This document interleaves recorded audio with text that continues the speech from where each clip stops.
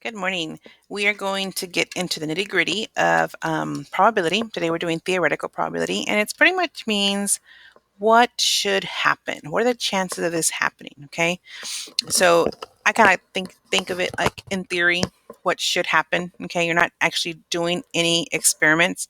You're not rolling the cube. You're not throwing, flipping the coin.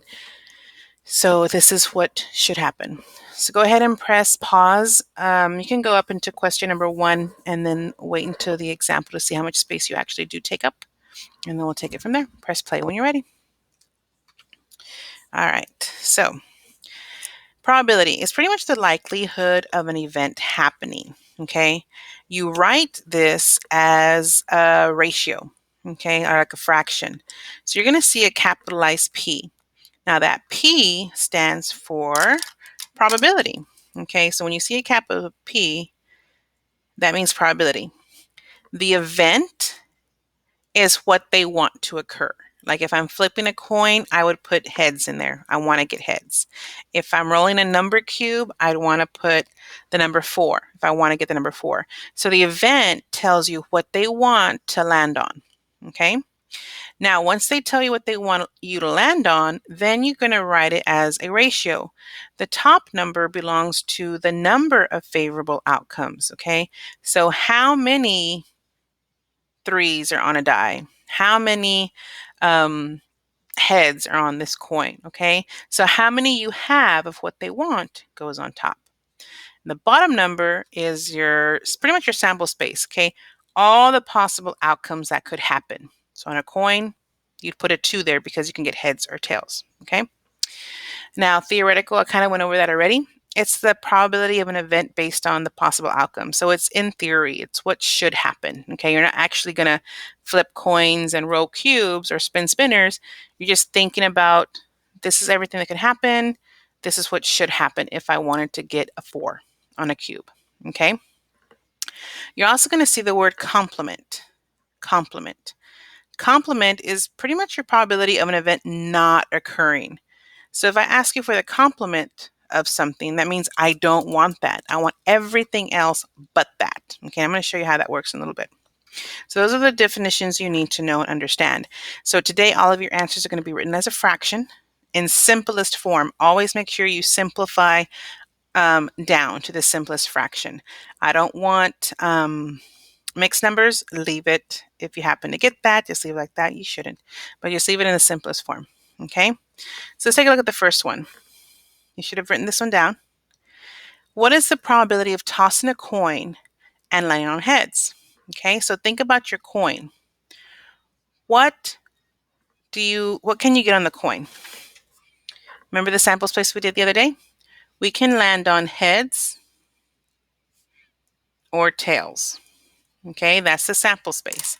Now they want me to write this as a probability. So on this one, they want you to get a head. They want you to land on heads.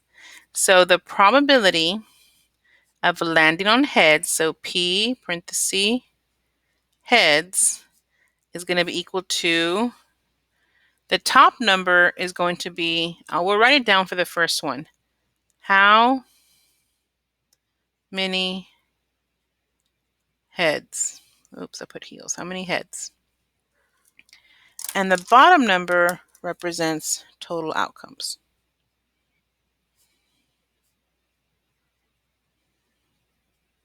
Okay, so take a look. I want heads. How many heads are in my sample space? I have 1 head on that coin. Okay. Bottom number, how many total outcomes are there? I can get heads or I can get tails. There's 2. So the probability of you getting heads on a coin is 1/2.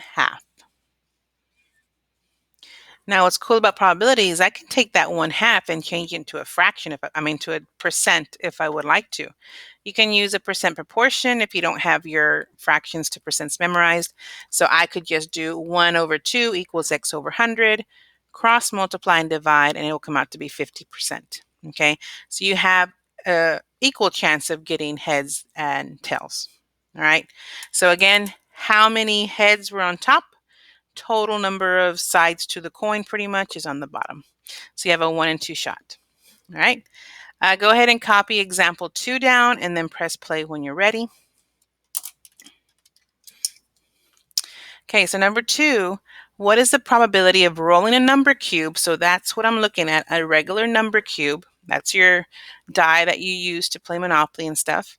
And they want you to land on an even number. So if you want to write this out, it's going to be the probability of even, and I'm just going to use the number symbol. Y'all call it hashtag. That's just the number symbol. Okay. So even number. So let's go ahead and write out all the outcomes I can land on a regular cube.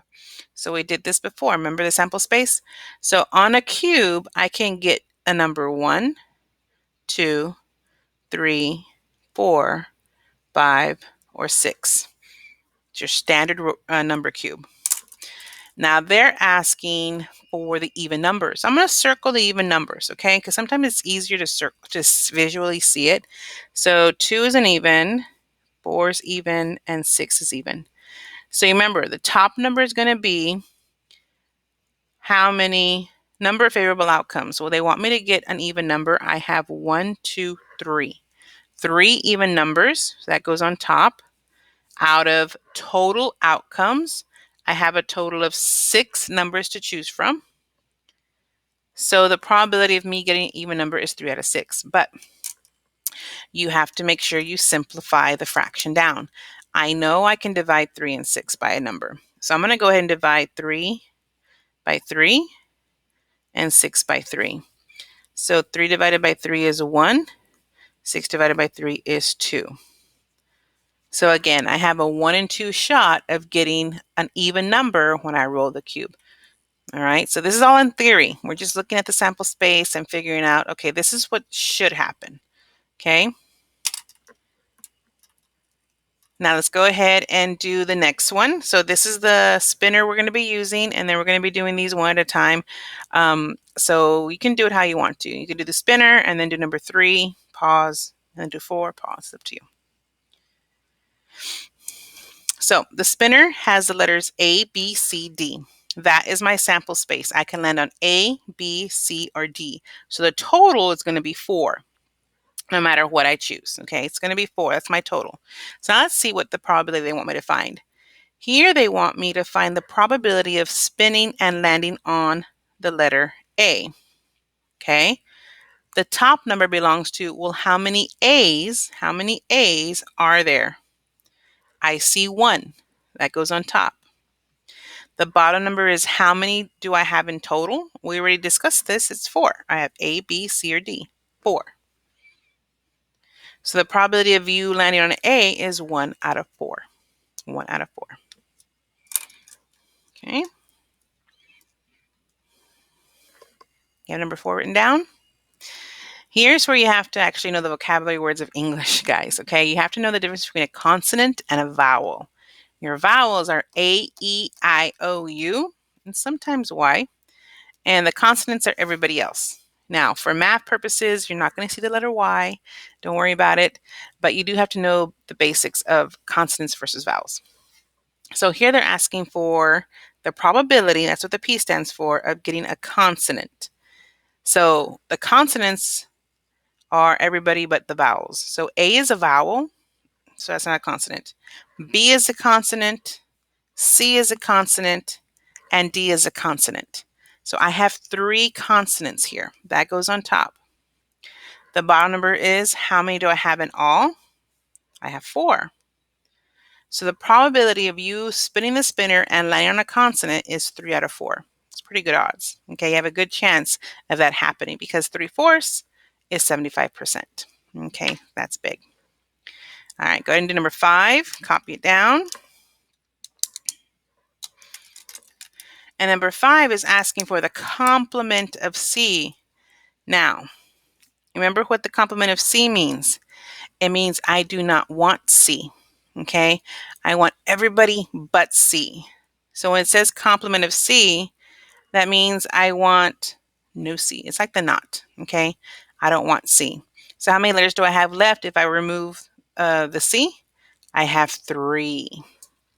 So that's going to go on top. The bottom number is going to be how many do you have in all, including the C, including him? That's going to be 4. Okay, so complement is like saying not. Okay, what is the complement of C? What is the probability of not getting C? Okay, I want everybody but that letter. All right, and then the last one, the probability of F. What happened there? Do you see a letter F on there? No. So when you see nothing there, your answer is 0. There is no chance of that ever happening. Okay, so you actually can have 0. All right, so if it's not there, it's not there. It's 0. Okay, so make sure you pay attention to that one. Don't get tricked. Now there is a way to write these in word form.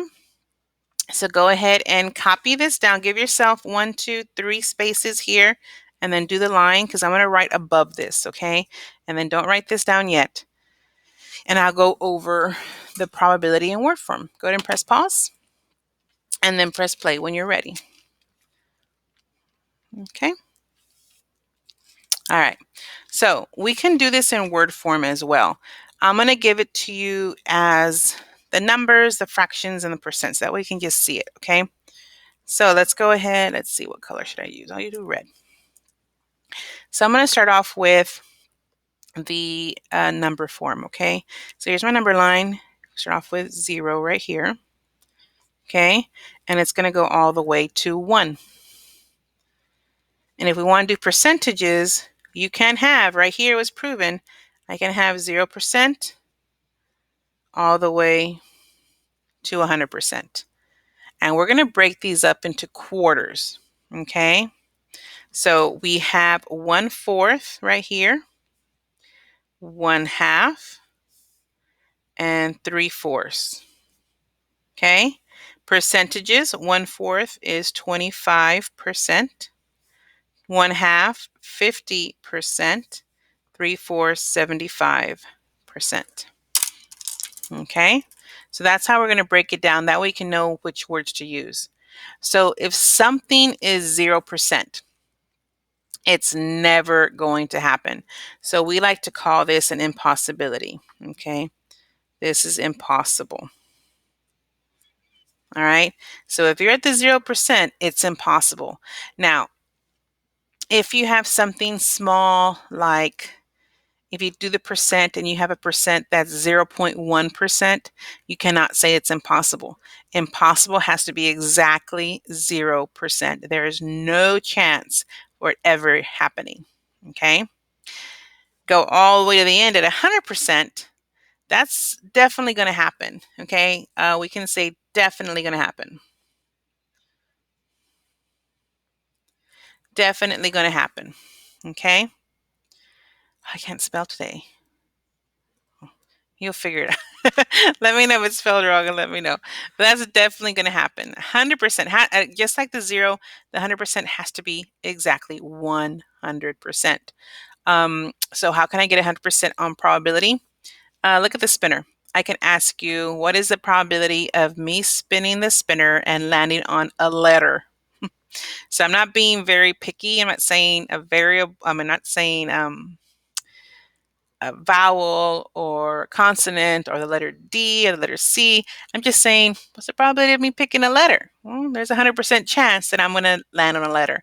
So that's how you can get 100%. Okay, that's definitely going to be for sure thing. Okay. Then we get down to the quarters here. I'll do the 50%. The 50% is your coin. Okay, I have 2 sides to a coin.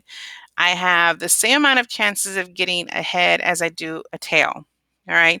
So this one is pretty much your equality. So it's as likely to happen as not. So as likely to happen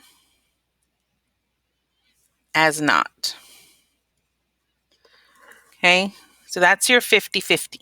All right. You have a 50% chance of it happening, a 50% chance of it not happening. Okay. Pretty equal. Pretty equal. Let's get down to the lower half. Okay. Now this is the lower half. So I have the 25%.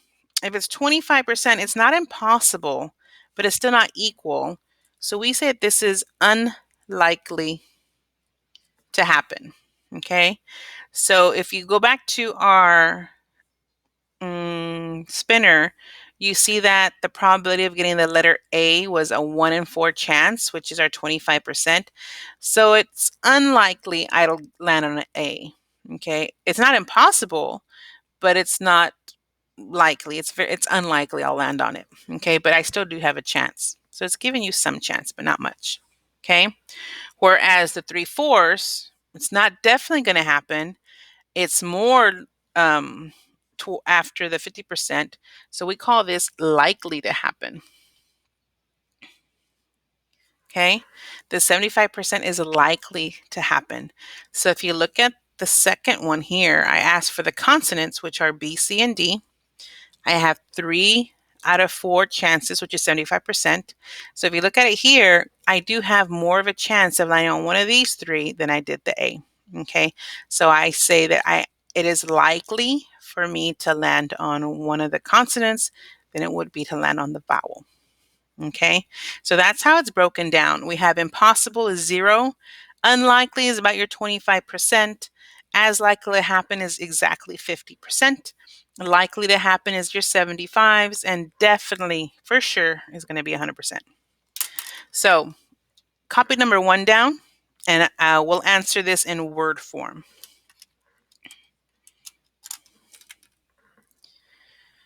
All right, so let's see how we did. It says a coin landing on heads when it's flipped. So think about it. I have a coin. It has 2 sides. That is your 50%. So you can say as likely to happen as not.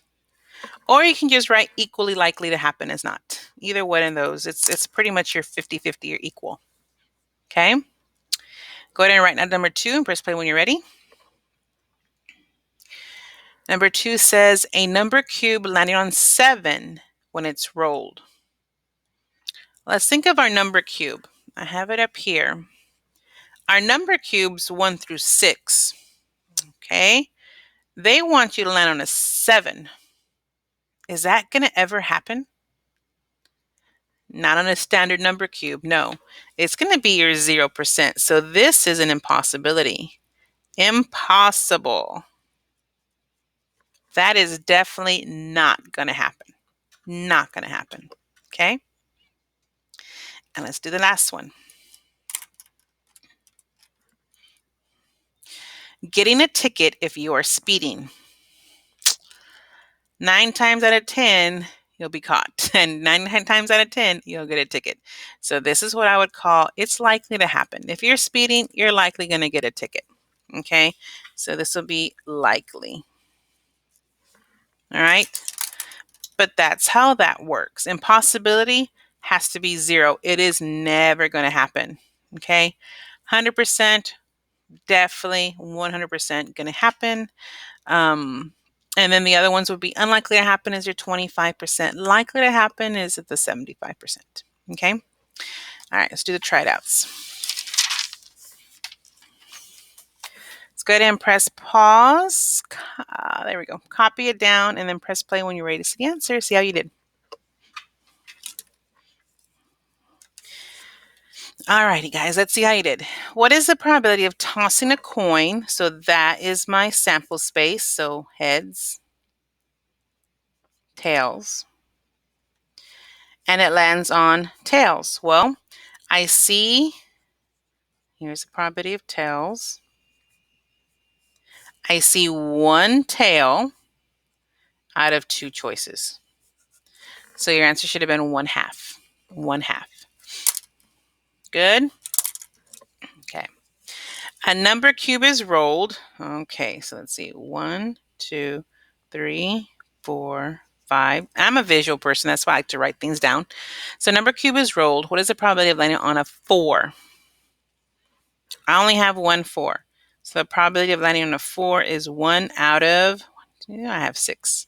1 out of 6. 1 out of 6. There we go. And let's get down to this spinner. TRU. What is the probability of getting a vowel? My vowel is just the U.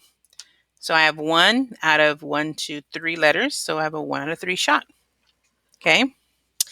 Probability of not T. So the complement of T. Okay. So I don't want T. So I have R and U left over. So that's 2 out of 3. 2/3. And the probability of S. No S's. So it's a 0. Okay. Now, one more thing I forgot to mention. Sometimes they're going to make you do a couple of things. So let's say I want you to find the probability of getting an R or a T. Okay? Or means either. So we're going to add them together. So if I say the probability of R or T, it means I don't care which one I land on. I just want to land on one of them. So we're going to combine those together, okay? Add them together. So if you look here, I have 1 R and 1 T. So that gives me 2 choices out of a total of 3. So if you ever see the word or, it means you can combine them. Add the 2 outcomes together, okay? All right, if you have any questions, please make sure you do come to our Google Meet so I can help you out as much as I can. And that's it, okay? All right, guys, I will see y'all tomorrow. Y'all have a great day.